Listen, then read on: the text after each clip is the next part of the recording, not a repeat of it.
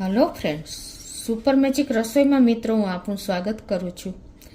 આજે હું આપણે આખું વર્ષ આદુને સ્ટોર કરવાની તમારી સાથે 3 રીત શેર કરું છું। તો તમને ચોક્કસ આ વિડિયો ગમશે। ગમે તો લાઈક કરજો, શેર કરજો અને સબસ્ક્રાઇબ કરવાનું તો ભૂલતા જ નહીં। અને મિત્રો બાજુમાં રહેલું બેલ આઇકનને પણ પ્રેસ કરજો જેથી કરીને લેટેસ્ટ વિડિયોની માહિતી તમને મળતી રહે। મિત્રો અત્યારે આદુની સિઝન ચાલે છે અને જો તમે કિલો એક આદુ લ્યો ને તો તમને રીઝનેબલ ભાવમાં પણ પડતું હોય છે। તો કમસે કમ તમારે 50નું કિલો આદુ અત્યારે મળી રહે છે, તો તમે અત્યારે એને સ્ટોર કરી શકો છો। અલગ અલગ રીતે તમારી સાથે શેર કરું છું સ્ટોર કરવાની રીત।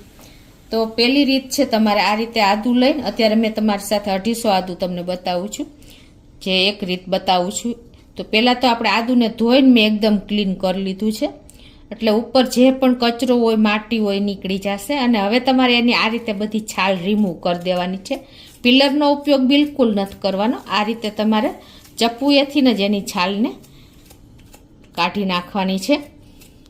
આ રીતે જો આપણે આદુની છાલ ઉતારી લીધી છે, હવે એને આપણે ગ્રેટ નથી કરવાનું, આ રીતે મિક્સર જારમાં જ એના પીસ કરીને નાખી દેશું।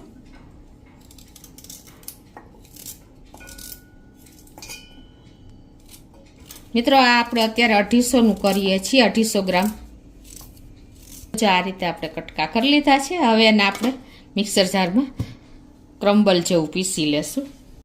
તો આ રીતે જો આપણે એકદમ ફાઇન પેસ્ટ નથી કરી, પણ ટૂંકમાં આપણે ગ્રેટ કરવામાં બહુ ટાઈમ લાગે છે, પણ આ રીતે તમે ચાલુ બંધ એટલે કે પલ્સ મોડ ઉપર તમે ફેરવશો ને 4-5 વાર, એટલે આવું સરસ તમારું ક્રમ્બલ જેવું થાય, કણી પણ નહીં રહે આદુની અને સરસ તૈયાર થશે। હવે એને આપણે એક પ્લેટમાં કાઢી લેશું।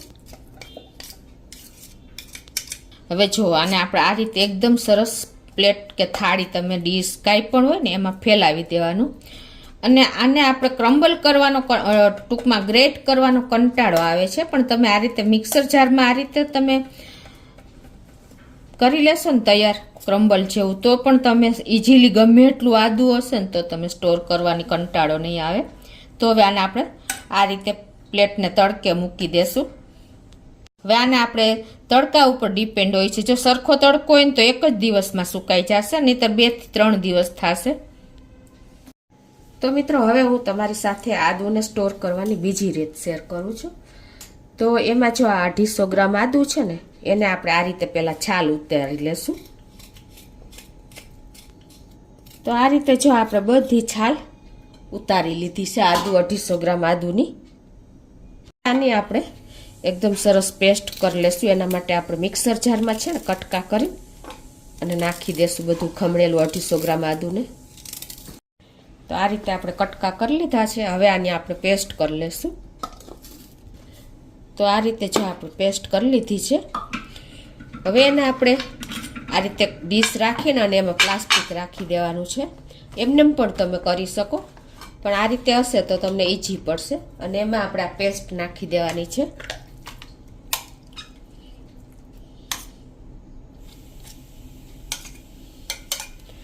અને પછી તમારે એને આ રીતે પ્રેસ કરી ઇવનલી કરી લેવાની છે।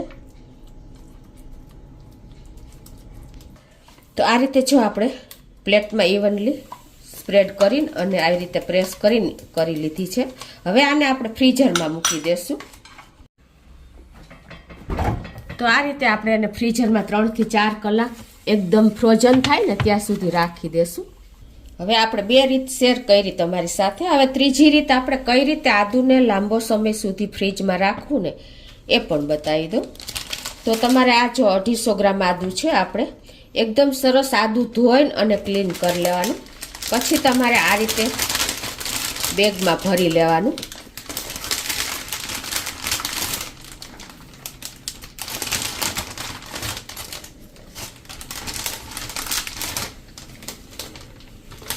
તો આ રીતે જો આપણે બેગમાં ભર્યા પછી, તમારે જીપ બેગ હોય તો ચાલે, કેરી બેગ હોય તો પણ ચાલે, આ રીતે ઇવનલી સ્પ્રેડ કરી રાખી અને પછી તમારે એને આવી રીતે પેક કરી અને આ રીતે ફ્રીજમાં મૂકી દેવાનું છે।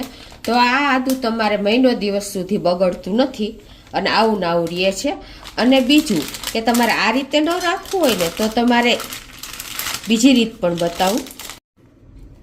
તો હવે બીજી રીતે તમારે જો જીપ બેગમાં ન ભરવા હોય ને તો આ રીતે તમારે કાંઈ પણ ડબ્બો કે કાંઈ પણ લઈ લેવાનું છે અને એ જ ઇટ ઇઝ આ રીતે પણ તમે ફ્રીજમાં જો આ રીતે ખુલ્લું રાખશો ને તો એને ઠંડી હવા લાગે છે ને તો પણ નથી બગડતું.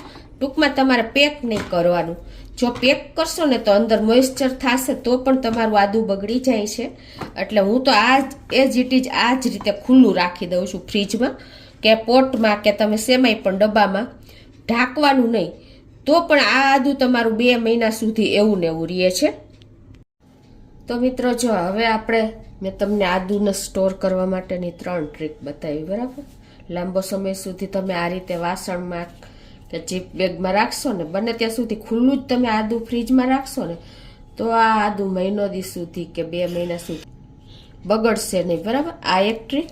અને બીજી આપણે જે આદુને ખમણવાની ઝંઝટ વગર મેં આ રીતે તમને મિક્સર જારમાં જ સીધું પીસી છાલ ઉતારેલું આદું પીસી નાખ્યું અને એને 2 દિવસ તડકે સૂકવું તો જો આવી કન્સિસ્ટન્સી આવી ગઈ.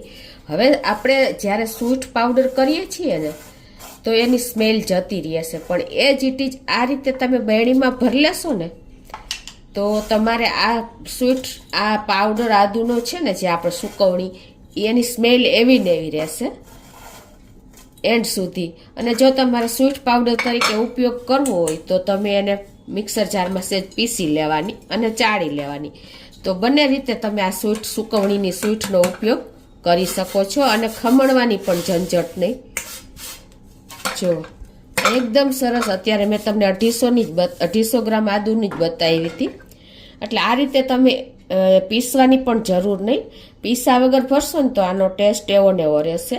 અને સ્વીટ તરીકે ઉપયોગ કરવો હોય તો તમારે જેટલી ક્વોન્ટિટી જોતી હોય 1 ચમચી 2 ચમચી ત્યારે તમારે મિક્સર જારમાં ફેરવી લેવાની. તો આ રીતે આને ફ્રીજમાં પણ રાખવાની જરૂર નથી. તમે એ જ ઇટ ઇઝ આ કબાટમાં પણ રાખી અને આ રીતે કાચની એરટાઈટ બહેણી હોય ને કે આપણે કોઈ પણ બહેણી એમાં તમે ભરીને રાખશો ને તો આનો ટેસ્ટ એવો ને એવો રહેશે, સ્મેલ પણ એવી ને એવી રહેશે. 2 વર્ષ થઈ જશે ને તો પણ આ બગડશે નહીં. એનું રીઝન મેં તમને બતાવ્યું કે આપણે આને ખમણું પણ નથી, ખમણવામાં પણ કંટાળો આવે છે. પણ તમારે મિક્સર જારમાં જો આ જ રીતે તમે એને ફેરવીને અને આવી રીતે સુકવણી કરી લેશો, પછી પાવડર નહીં બનાવવાનો પણ આ જ ફોર્મમાં રાખવાનો, તો પણ તમારે લાંબો ટાઈમ સુધી આદુને આ રીતે બહાર જ ફ્રીજ વગર સ્ટોર કરી શકશો. હવે બીજી મેથડ મેં તમારી સાથે શેર કરી હતી જે આપણે ફ્રીઝરમાં મૂક્યું હતું આદુને એકદમ પીસીને છાલ ઉતારીને પછી પીસું હતું એને મેં ચેક્સ કરી લીધા હતા, કેમ કે પછી ચેક્સ કરવા બહુ અઘરા હોય છે. એટલે આ રીતે તમે ચેક્સ કરી લેશો ને પછી તમારે એને કોઈ ટેન્શન નહીં. જો આપણે નીચે પ્લાસ્ટિક બેગ રાખી હતી એટલે ઇઝીલી ખુલી ગયું, બરાબર. પછી તમારે આવી રીતે ચેક્સ જ્યારે આપણે સ્પ્રેડ કરીને ડીશમાં ત્યારે જ સેજ એને આ રીતે ઇમ્પ્રેશન એટલે કે આવા ચેક્સ પાડી લેવાના, એટલે તમારે એન્ડમાં કોઈ પ્રોબ્લેમ ન આવે. જો આ રીતે પણ તમે એકદમ ફ્રેશ આદુ લાગશે તમને. ક્યુબમાં તમે આપણે જે રીતે લીંબુને સ્ટોર કરીએ છીએ ને એ જ રીતે તમે આદુને પણ સ્ટોર કરી શકો છો. જો છે ને મિત્રો, તમારે ક્યારેય પણ જોતું હોય ને તો 1 મિનિટ તમે આ રીતે આદુને વહેલું કાઢી લેશો ને ફ્રીજમાંથી તો તમારું આદુ ફ્રીજમાં નથી રાખવાનું, આને તમારે ફ્રીઝરમાં રાખવાનું છે. આ જ એરટાઈટ ડબ્બામાં જો તમે આ રીતે ક્યુબ ભરી દેશો ને તો આખું વર્ષ તમે જેટલી ક્વોન્ટિટી જોતી હોય ને બધા ફોર્મ મેં તમને સાથે શેર કર્યા છે, લિક્વિડ ફોર્મ, ડ્રાય ફોર્મ, આ રીતે ક્યુબના ફોર્મમાં, પછી તમે એકદમ આદુના ફોર્મમાં, બધી જ રીતે તમે આખા વર્ષનું આદુ સ્ટોર કરી શકો છો અને જ્યારે જોઈએ ત્યારે તમે એનો ઉપયોગ કરી શકો છો. આ રીતે તમે એરટાઈટ ડબ્બામાં ભરી લેશો ને તો કોઈ પ્રોબ્લેમ નહીં આવે. તમારે દાળમાં, શાકમાં કે ચામાં સેમાય પણ ઉપયોગ કરવો હોય ને તો તમે ઇન્સ્ટન્ટ આ રીતે ક્યુબ લઈને જે ક્વોન્ટિટી જોતી હોય એ પ્રમાણે તમે એને લઈને ઉપયોગ કરી શકો છો. અને આ રીતે એરટાઈટ ડબ્બામાં ભરીને અને આને તમારે ફ્રીઝરમાં મૂકી દેવાનું છે, એટલે આખું વર્ષ તમારું આદુ બગડશે નહીં અને તમે એનો ઇઝીલી ઉપયોગ કરી શકશો. તો મિત્રો, મેં તમારી સાથે આ 3 મેથડ શેર કરી છે. તે 3 ઉપયોગી છે. તમને ગમે તો લાઈક કરજો, શેર કરજો અને સબસ્ક્રાઈબ કરવાનું તો ભૂલતા જ નહીં.